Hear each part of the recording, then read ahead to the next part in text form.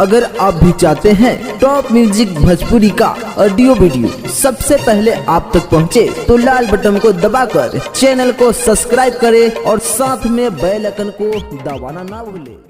Channel को subscribe करें और बेल आइकन को दबाना ना भूलें।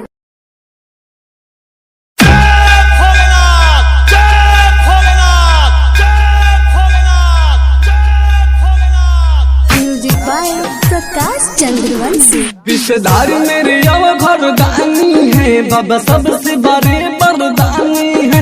होके मस्त मलंग यार भांगिए के रंग मार दम पे दम सब गांजा। हाय रे भोले बाबा, हाय रे भोले बाबा, हाय रे भोले बाबा, हाय रे भोले बाबा, हाय रे भोले बाबा, हाय रे भोले बाबा।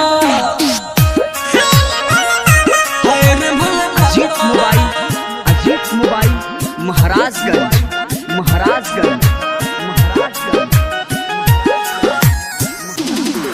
दिया सोहन की लंका को दान में दी, जब महंगा रमान बरदान में दी। दिया सोहन की लंका को दान में दी, जब महंगा रमान बरदान में दी। जब खुलता नयन हिल सगरो गगन, तेरे रंग बिना जग लग सादा।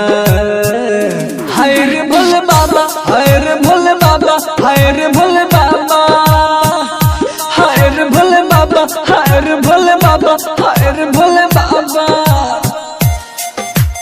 अजीत मोबाइल महाराजगंज। संगम रिकॉर्डिंग स्टूडियो साहिबगंज।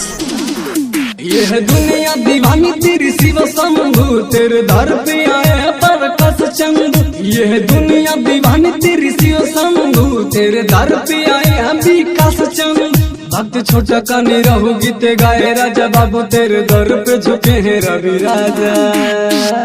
हाय रे भोले बाबा, हाय रे भोले बाबा, हाय रे भोले बाबा, हाय रे भोले बाबा, हाय रे भोले बाबा, हाय रे भोले बाबा। होके मस्त मलंग यार भांगिए के रंग मार दम पे दम सब गांजा। हाय रे भोले बाबा, हाय रे भोले बाबा, हाय रे भोले बाबा, हाय रे भोले बाबा, हाय रे भोले बाबा। आप सुन रहे हैं श्रेय फिल्म्स भोजपुरी की शानदार प्रस्तुति।